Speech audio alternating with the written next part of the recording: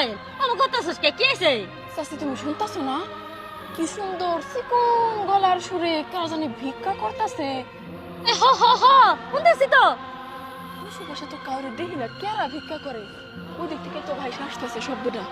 তো সামনে আগায় যায়। এই তো এখান থেকে তো শব্দ আসতেছে।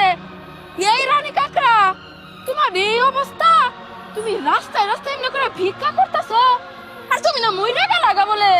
মরতে তো গিয়েছিলাম, মাটির নিচে গিয়ে দেখি অনেক বড় একটা সুড়ঙ্গ।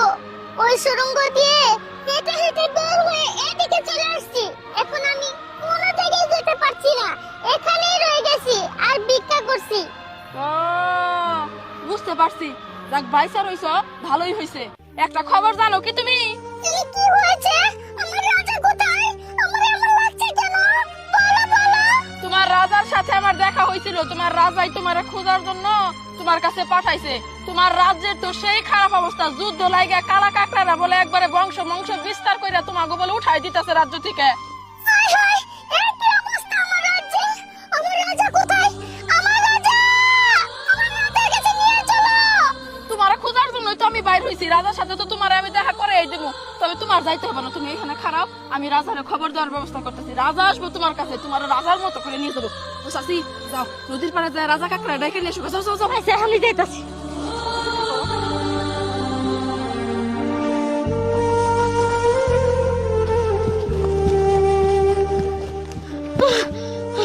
রাজা কাকড়া, ও রাজা কাকড়া। হি আল্লাহ, কি হয়েছে? তুমি এমন করছো কেন? তুমি কে? পায়েল কোথায়? আরে আমি পাইলো চাচি, তোমার রানীরা পাওয়া গেছে। হুররে, কি বলছো? এত কষ্টের মধ্যে আমার কেন এত আনন্দ হচ্ছে? তাড়াতাড়ি তাড়াতাড়ি আমি যাবো, আমাকে নিয়ে চলো। পাইল তোমারে নিয়ে যাবার কইলো, আমার লগে লগে চলো। টাক টাক পাক টাক পাক পাক টাক পাক। পাইল, ওই তো রাজা কাকড়া আইছে। রানী কাকড়া, ওই যে তোমার রাজা কাকড়া এসে পড়ছে। রাজা এই যে রানী। রাজা কাকড়া, রানী কাকড়া, তোমার কি হয়েছে? এই অবস্থা কেন? আর বলো না, কালো কাকড়ার দল আমাদের রাজ্যে আক্রমণ করেছে, আমাকে ক্ষমতাচ্যুত করেছে, আমার সমস্ত দাসী বান্দি হেরেম করা সব গুড়িয়ে দিয়েছে। হায় হায়, কি বলছো?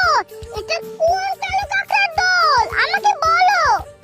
এটা এটা তোর পুরাতন নাগর রে রানী, পুরাতন নাগর।